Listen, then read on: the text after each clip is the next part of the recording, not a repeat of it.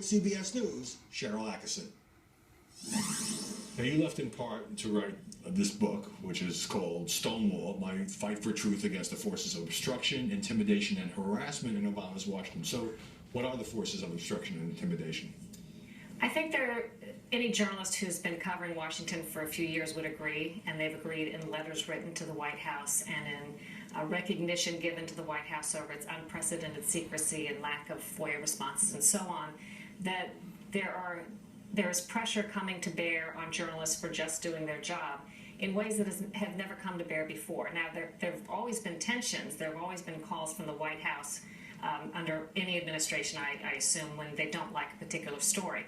But it's particularly aggressive under the Obama administration, and I think it's a campaign that's very well organized, that's designed to have sort of a chilling effect, and to some degree has been somewhat successful in getting broadcast producers who don't really want to deal with the headache of it. Why put on these controversial stories that we're going to have to fight people on when we can fill the broadcast with other perfectly decent stories that don't ruffle the same feathers? So are you saying that you and other reporters and journalists have made these observations, obviously, about this administration's hardball tactics? Are you saying that you personally got a lot of pushback from Obama administration officials, White House officials, on stories you were doing, or that they went over your head and tried to apply some pressure to your bosses? Both. I mean, they worked through me, and they often went over my head to the bosses. I didn't always know when they did so, but they would sometimes refer to it later, or I would be copied on an email, or bosses would copy me on emails, and they would consistently tell me, even really the last year or so, if I would write an article online,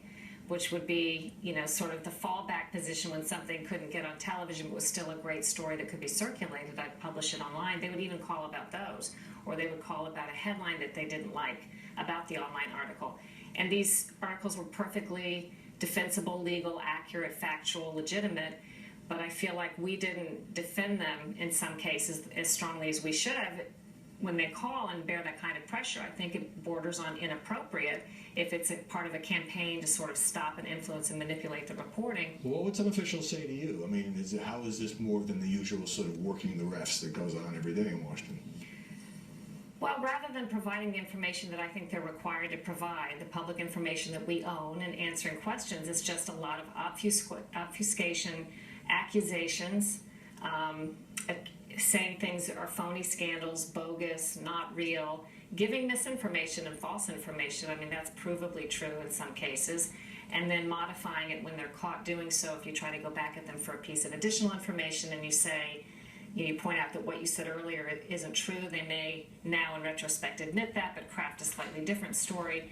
And it's just a tedious process that results in very little real information. And I believe the public owns the information that they're guarding as if there's some sort of corporation almost with PR officials, and that they think we're not entitled to see it or have it. So, Sharyl, did you feel like at times you were fighting a two-front war with the administration in order to pry information and deflect these charges of what you're pursuing as bogus, and then with your own management team to try to get something on the CBS Evening News or CBS Sunday Morning? I think that's true of me and of a lot of reporters now. So they do fight these battles on a multifaceted front. Part of that is the job. It's as expected. You have to defend and push your stories internally to get them on television. You have to fight the outside forces that don't like them. But I would say those two things combined were stronger and more forceful than they'd ever been in my 20 years at CBS the last couple of years. You said in the end that leaving CBS News was an easy decision because you had reached a point